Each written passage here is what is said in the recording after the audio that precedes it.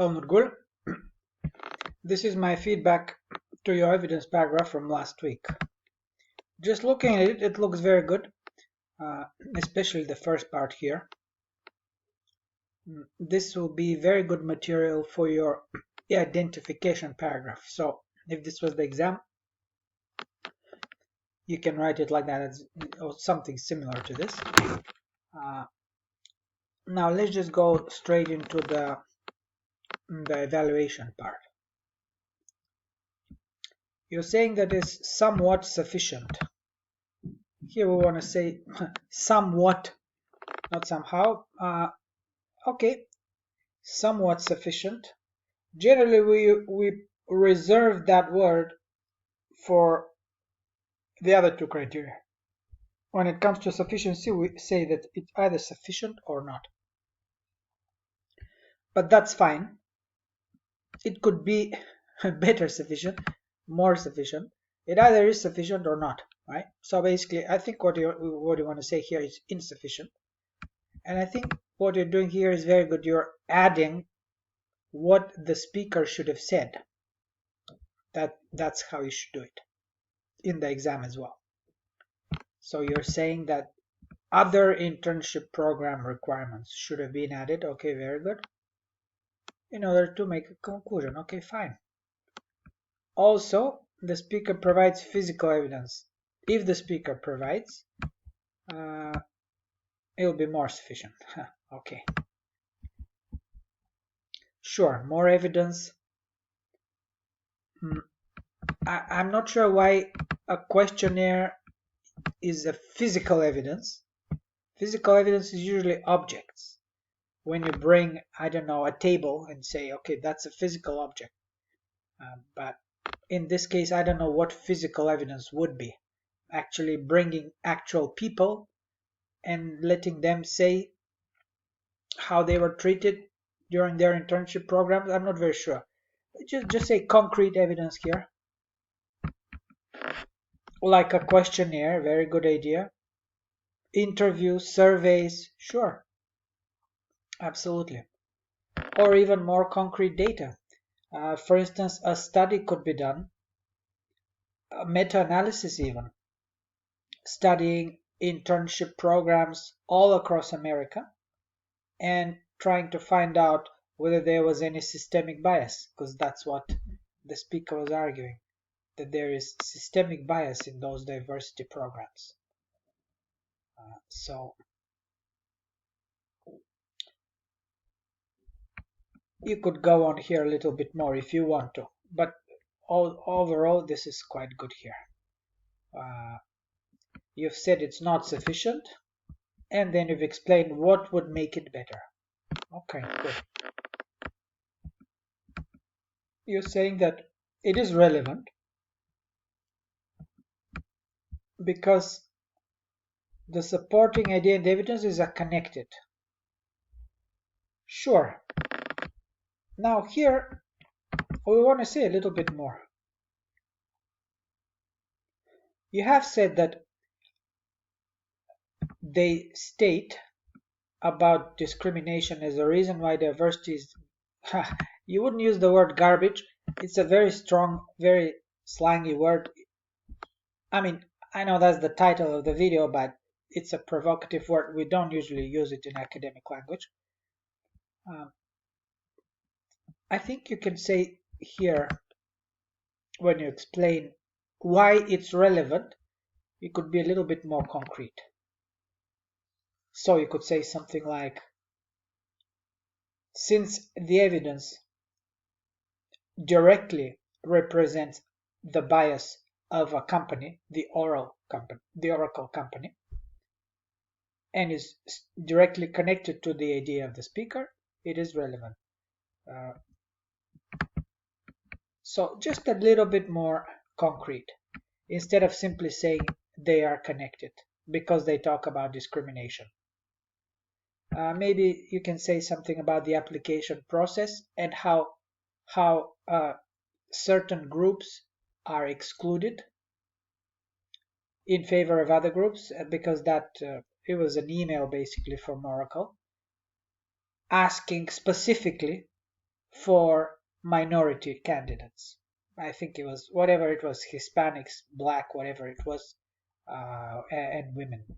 So I could say this is concrete evidence directly representing a biased approach to hiring in the tech field. Something a little bit more concrete instead of simply saying the supporting idea is connected with the evidence because it talks about discrimination. Okay. Finally, it's somewhat representative. Why? You're saying it could be better if the author used a random selection on requirements. Okay, or yeah, sure, or a random selection of internship programs, of job advertisements asking candidates to apply. Okay, that's a good one, a random selection, not a bad idea. And let's see then how many of those randomly selected job advertisements explicitly ask for candidates from certain groups to the exclusion of other groups, right? So that's good. Here, because we've mentioned here when you say the evidences, what you can say, you did mention the civil code and the oracle, basically it's an email, right? And then the Twitter feeds. You could definitely say something about directly about maybe Twitter feeds. Just name them directly here instead of evidences. And now this will make you'll probably need more words to explain why Twitter feeds may not be sufficient, why the civil code just showing it may not be relevant, for instance. So you would need to expand on each of the sections, but I think it's a good idea to attack the evidences directly. That would be more convincing. You will need more words, of course, but then again, the whole first part is going to be your identification paragraph, so we'll have more than enough space to do that. I think it will be very effective. Strictly target, for instance, Twitter. Why is that not so relevant? Or why is that not so representative, for instance? Or the civil code, why is that not relevant? And by the way, if you actually dig a little bit deeper into this, you will see it's not even necessarily the civil code. This was basically a response, an email from a lawyer.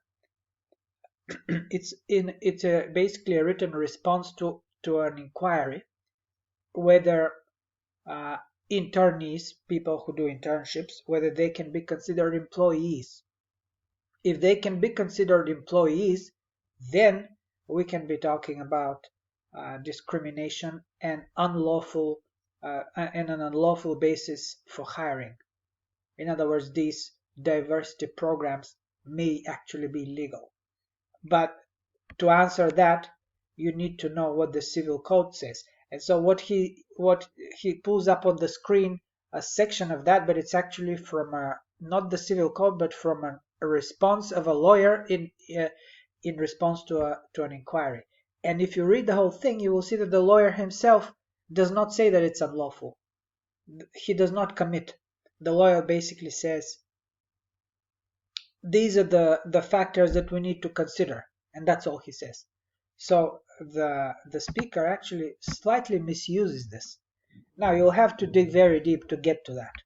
But if you chose to do that, you would probably end up saying that the Civil Rights Code, or the response, it's just an email sent by a lawyer in response to an inquiry regarding the Civil Rights Code, is actually not very appropriate because the lawyer himself does not reach the conclusion that the speaker reaches just by seemingly citing the Civil Rights Code.